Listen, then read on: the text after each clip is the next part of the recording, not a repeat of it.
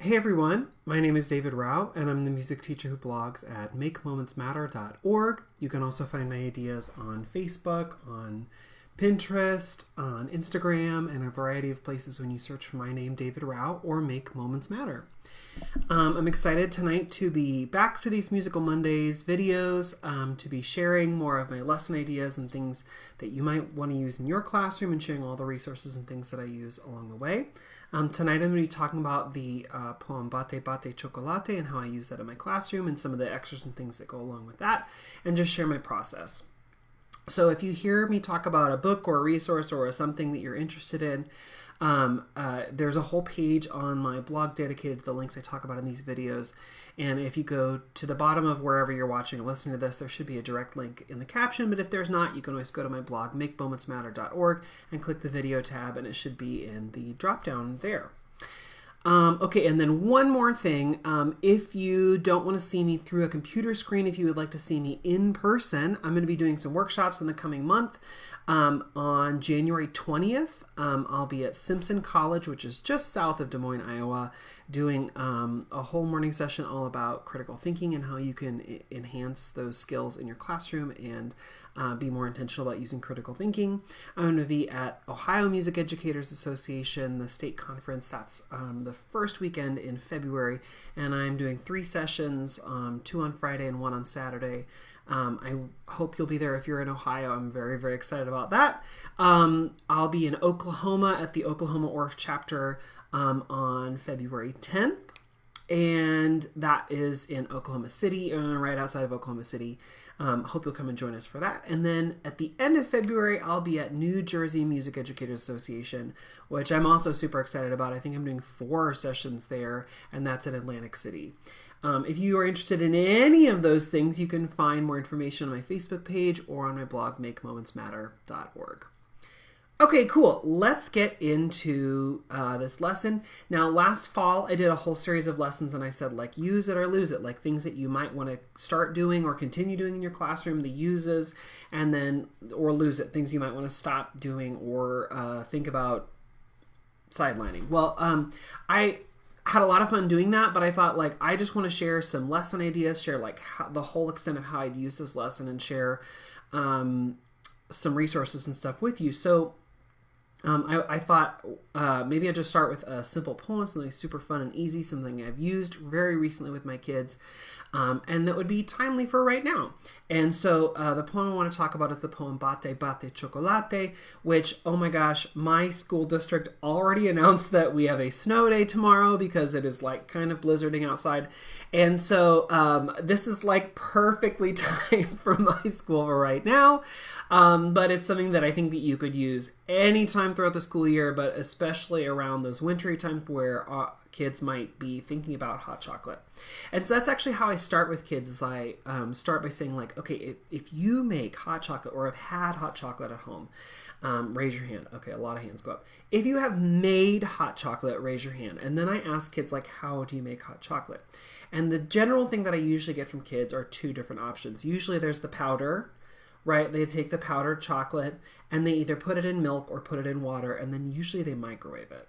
That's like a lot of my students do that. So the hot chocolate powder, they microwave, or maybe they heat up the hot water or heat up the water, heat up the milk or whatever in like a kettle or whatever, and then they use the hot chocolate. Also, I have a lot of kids who have been talking recently about like the hot chocolate bombs, where it's like the little sphere of chocolate and then you pour hot water or hot milk over it, and then it like disintegrates, and inside might be like marshmallows or sprinkles or whatever. And those are the 2 main ways that and this is a primary poem, so kinder or first, we'll talk about making hot chocolate. There are very few kids who are like, and we get out the saucepan, and like there are not a lot of kids who do that, at least in my community. It's usually either the powder or the hot chocolate bomb if they're being fancy. And they might talk about, oh, and then we mix in blah, blah, blah, or like, I stir mine with a candy cane. Okay, whoa, fantastic and great for you. But usually the kids are just then talking about how they make hot chocolate at home. But then we talk about, okay, where does it come from? Where does chocolate come from? And a lot of times chocolate is traced back to Mexico, to actually a civilization in Mexico called the Aztecs, who were around for hundreds of years ago, who actually used chocolate as currency sometimes, and chocolate was a big part of their culture. And so today I'm going to talk to you about the Mexican way to make hot chocolate. And they don't make it with powder, and they don't make it with hot chocolate bombs. They actually make it a totally different way. And so we're going to talk about that. And so we walk through the process of like how people in Mexico make hot chocolate. And the traditional way, as far as I can tell from learning and watching and reading and seeing things through other folks who have experienced this growing up, because my grandma did not do it this way, but I think a lot of people's abuelas in Mexico did it this way, or even in the United States did it this way, is you take a piece of chocolate, and there's a special kind of chocolate that you can use for hot chocolate. It usually comes as sort of a disc. But for my kids in school, I say, like, if you took a Hershey's bar, you can get chocolate. It's not powder, it's not syrup, but it's like a bar of chocolate. It's like firm. It's like something you can, take and crack. And Hershey's is a great example because you can break off pieces. So if you take like a Hershey bar or something like that, imagine you take that and you use that to make your hot chocolate. Well, this is actually usually comes as a disc, and usually you break apart just certain pieces as much as you want to make your hot chocolate. And you take that and you take a pan and you put it on the oven and you put in usually milk, but you could maybe use water, but usually milk. And you heat up the milk, and then you put in the chocolate. And the chocolate, well, what would the chocolate do in hot milk? What do you think would happen to that piece of hard chocolate? Would just sit there? And then this is fun because, again, if I'm thinking kindergarten or first grade, we're talking about, what would that chocolate do? They have to think about how would that act? How would that react in the water? What would it do? Well, probably it would start to melt. And so, if that chocolate is melting, if it were me and I had a saucepan and the hot milk and the chocolate, I'd probably get like a spoon or something and stir it around. But actually in Mexico, they have a special thing that they use to stir this hot chocolate. And I just happen to have one here. So this thing here, if you were to look at it, you might say it looks like a bat, or maybe you think that it looks like a fancy wand or something, or maybe you think it looks like a mallet. It does kind of look like a mallet. And we talk about that, sort of maybe what it looks like. But then I say, but actually, they use this to make their hot chocolate. It's called a molinillo, and you don't hold it like this. You hold it like this.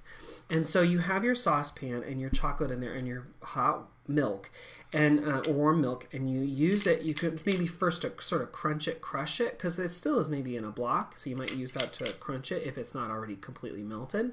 And then if you look at this molinillo, around this are little wooden rings, and you can kind of see them, they move.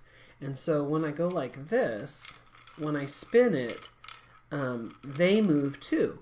And so they use this kind of like what we would use like a whisk.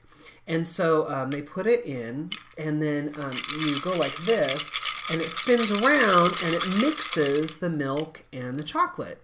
And not just mixes the milk and the chocolate, but it also makes it really kind of frothy and bubbly. And so it makes it sort of foamy. And it makes it really delicious. Now, sometimes they'll use just the milk and the chocolate, but they may add other things like cinnamon, or sometimes they add like chili powder, or sometimes they add sugar. Ugh, it's already sweet enough, but I mean, if you could make it sweeter, and kids are like, yes, we're gonna make it. But anyway, so that's how they make hot chocolate in Mexico. But actually, if we're talking about chocolate, well, in the United States, when we speak in English, we say chocolate, which has like two sounds, chocolate. Okay, and just teacher moment. I know that some people do it with 3 syllables, chocolate.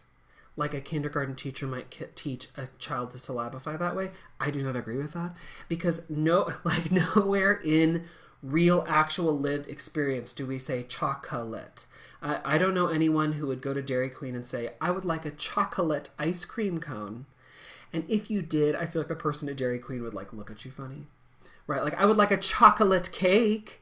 Nobody says that, actually. So maybe in class you might say chocolate, but really in real life and spoken English, we say chocolate most often. So anyway, with kids, that's just a sidebar. But with kids, they say like, well, chocolate has two sounds. But actually, because this is coming from Mexico, and we're talking about how the Mexican way to do it, in Mexico, they don't speak English as much.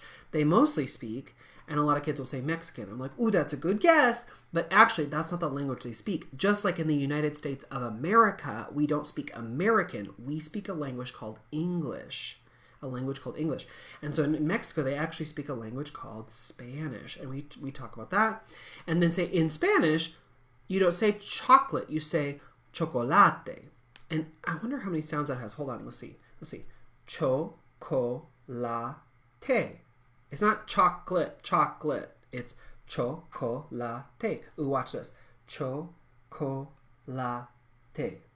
Which sound is this? And I'm pointing to my finger here. Cho, because I'm holding up my four fingers. And the first one, I point to the first one, I say cho. I point to the second and say ko. I point to the third and say la. I point to the last one and say te. Okay, so now you know each finger represents one of those four sounds. Say the one when I point to it. So it'd be cho, cho, cho. La, la, la, la, la, la, la, la, la, la, la, la, la, la, la, la. Cho, cho, cho, cho. Ko, ko, ko, ko. La, la, la, la. Te, te, te, te. And I'm just pointing my fingers as I say these things, and I might jump around and be like silly so that they keep saying the different syllables in the order that I want. Cho cho cho cho coco. Oh, sorry. Cho cho cho cho la la la la. Coco coco cho cho cho cho chocola. Chocola.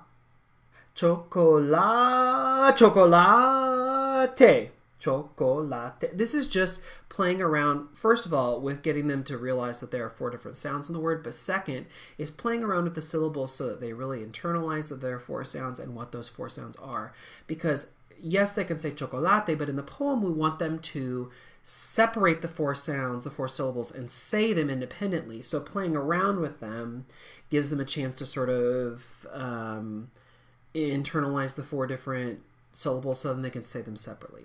So, then we go like, oh, wow, you've got all four syllables. Let's check one more time. Cho, ko, la, te. Right, okay, so we've got all four. It's like as easy, it's so easy to do this. And some people saying making hot chocolate is easy as 1, 2, 3. So watch this. I'm going to go 1, 2, 3, cho. 1, 2, 3, ko. 1, 2, 3, la. 1, 2, 3, te.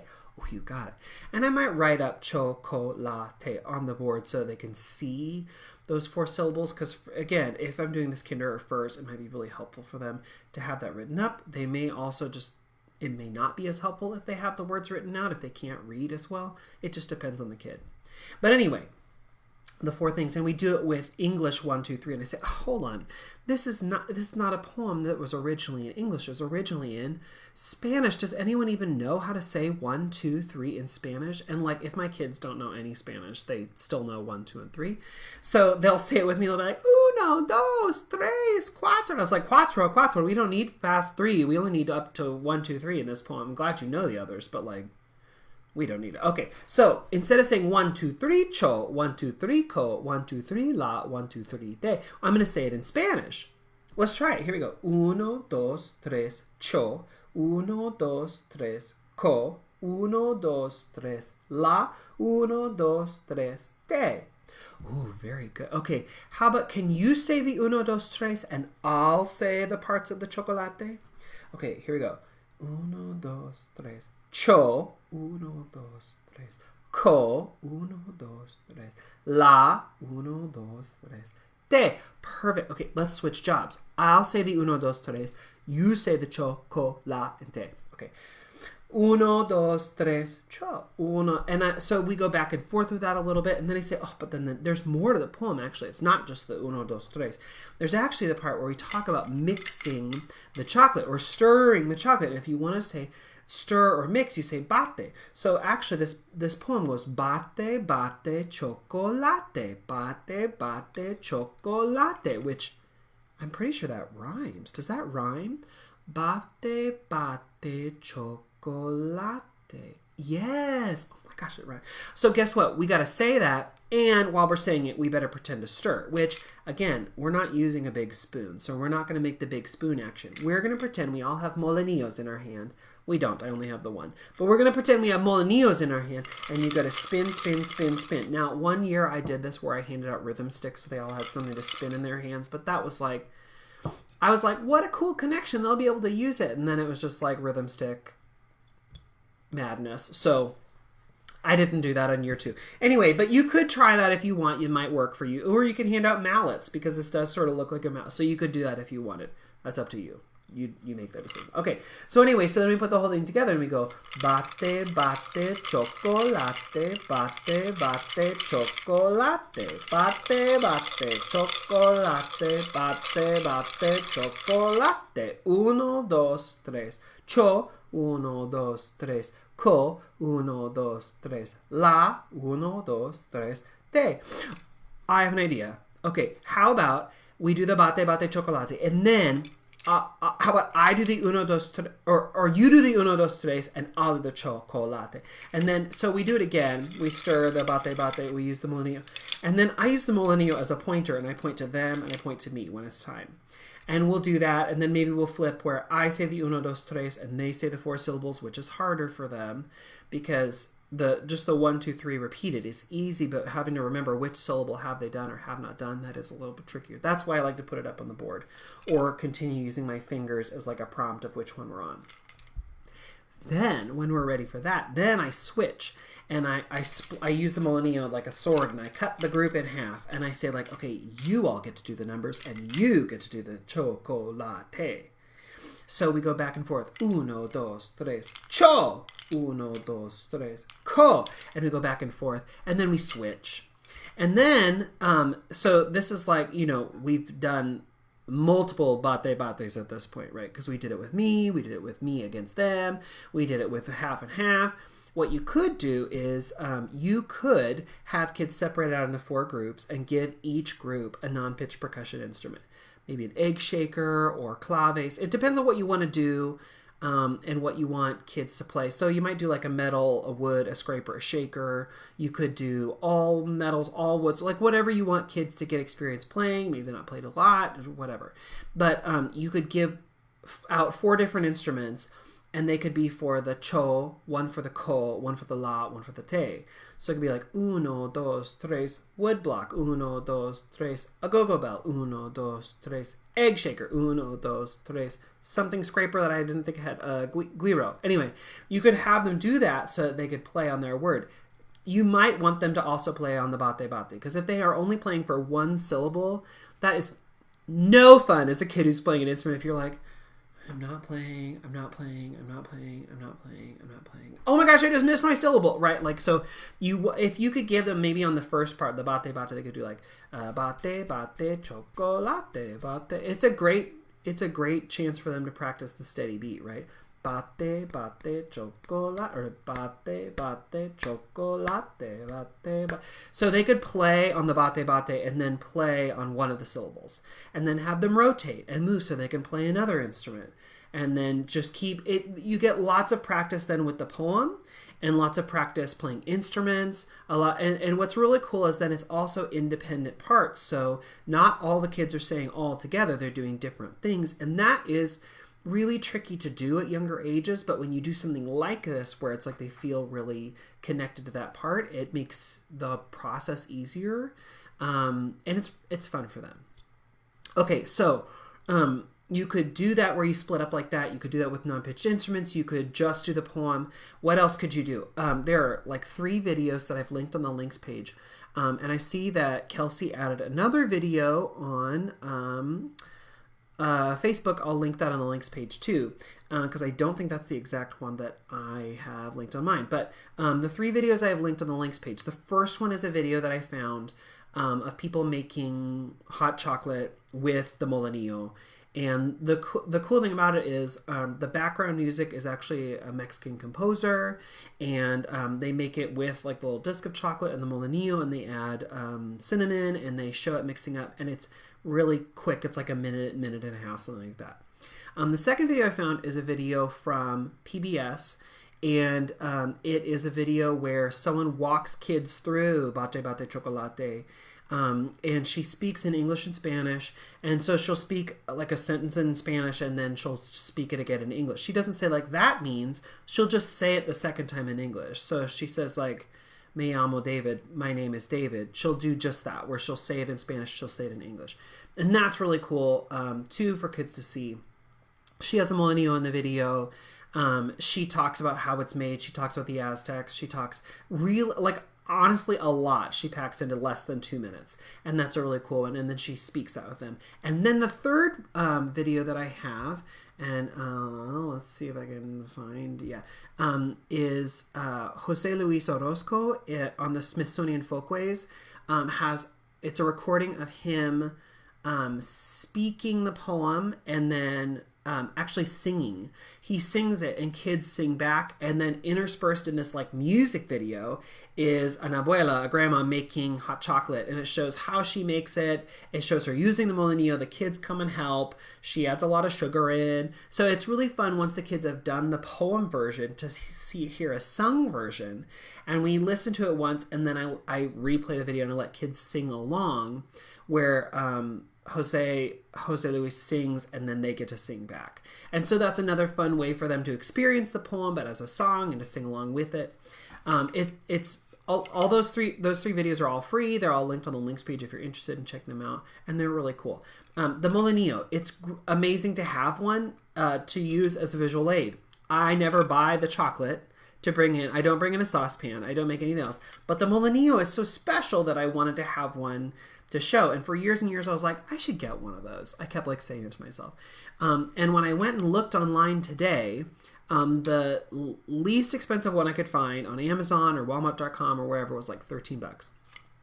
But I went to a grocery store that has a tortilleria in it. So there's like this grocery store chain in Kansas City called Price Chopper, but the one that's closest to me is like basically embedded in a neighborhood with a lot of immigrants from South America and Mexico, and so they have like a place where they make tortillas every day, a tortilleria, and they have a lot of products that are specifically for that population that would come and buy things to make food at home.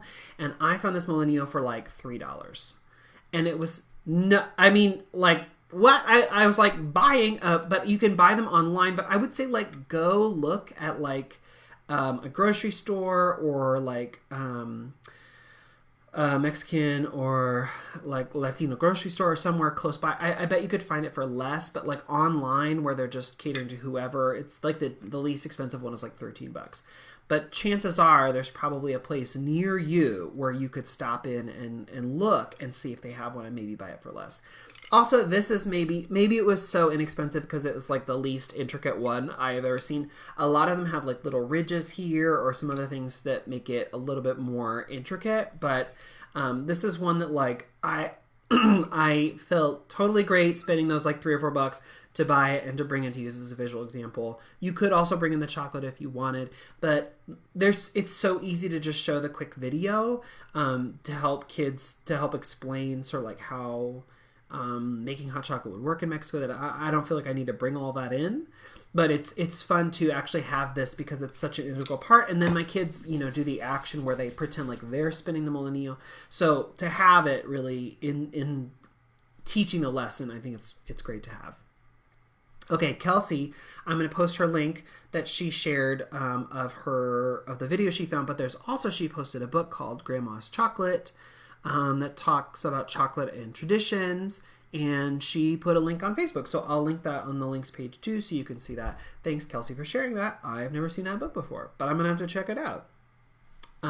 Okay, so this was Bate Bate Chocolate. So if you have any other things that you do with the story or that you do with the poem that you do as you teach this, please leave those ideas in the comments. here, or send me an email at makemomentsmatter@gmail.com, and I'll post them so that more folks have more ideas about how they can teach this poem if they want. Because there are a lot of cool things you can do with it. Like in what I shared today, you can do the back and forth. You can do 2 different groups of kids. You can add in the non-pitch instruments. Those are all options, but there are so many more. It could be steady beat practice. You could sing it. You could add in pitched percussion instruments. Like, there's a lot that you could do if you want. And if there's something that you do at home that you love, please share that so that other folks can see that too. Just like Kelsey has done with the cool video she shared and the book that she shared. Okay, well, that's a lot, and guess what? Tomorrow I have a snow day, so I'm going to go make some hot chocolate. Well, I might make a different traditional beverage from Mexico that is more of an adult beverage. But, you know, there are a lot of ways to celebrate this wonderful impending snow day. So I'm going to go do that, and I hope that you go and have a great week wherever you are, and that if you are also trapped in the snow, I hope you have an amazing snow day tomorrow, and enjoy spending time with your students the next time you see them. All right, I'll see you all next week, everyone. Have a great night.